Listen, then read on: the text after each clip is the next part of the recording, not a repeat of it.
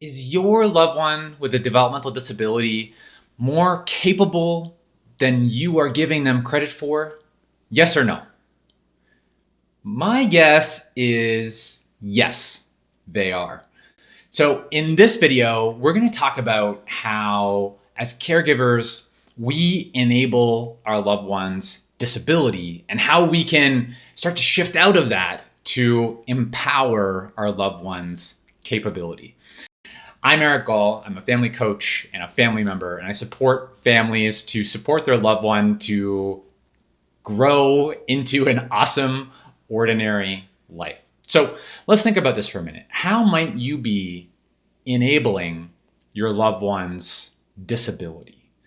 I think often for caregivers, it's maybe doing the things that our loved one is capable of, right? It's just faster. It's easier. It's less of a hassle. It's maybe we feel our loved one doesn't do it the way that we want it done. And we want it done a specific way, right? So all of these things lead to us enabling our loved one's disability. So you can probably think of a few of those things, a few of those areas, really specific things. Maybe it's, making breakfast. I don't know. Think about it for yourself. What is that specific thing or those specific things where by doing the things for your loved one, you are enabling their disability? Because your loved one's capable of doing those things, right? Maybe you're just doing it for them. There's a couple other ways that we enable our loved one's disability. Decision making. How many times are we making decisions for our loved one, right? And granted, not to say that your loved one might not need support with their decision making, but how often are we making decisions for our loved one? I know I've been guilty of this, making a decision at a restaurant, for example, on what my sister's going to eat, right? Don't do that anymore. My sister's very capable of making that decision.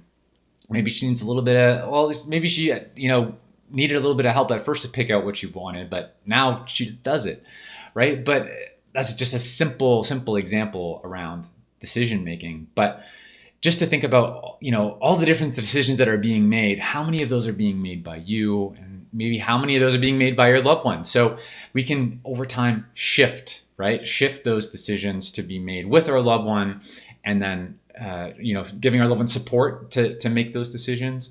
Maybe talking it out. What are the options, and then shifting to our loved one making more of their own decisions, and that's how we learn decision making, right? The other thing is, we're often enabling our loved one's disability by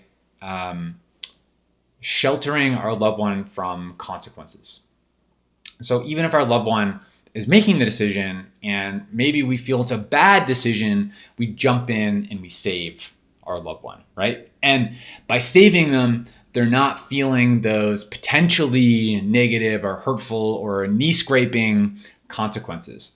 And when we do that, we're enabling our loved one's disability because we're removing that portion of the learning cycle, right?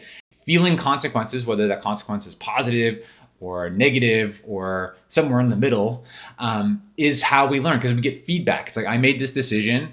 Because of this decision, this happened, right? So now I can understand when I make this decision, these are the things that happen. And it takes time and maybe conversation to understand that consequence for some people.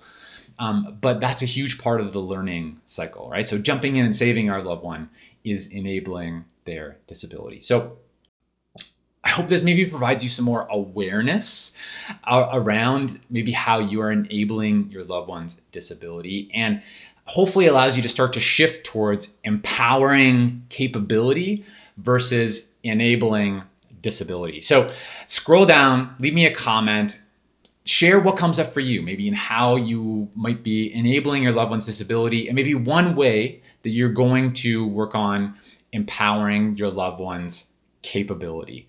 And if you haven't checked it out yet, I have a new workshop on growing independent. So there's a link below. Go ahead, click that link, and you can register. It's completely free. Go ahead and check it out. It's really valuable. I think it's going to be really helpful for you and your family, your loved one. I'm Eric Gall. Together, let's take a step forward.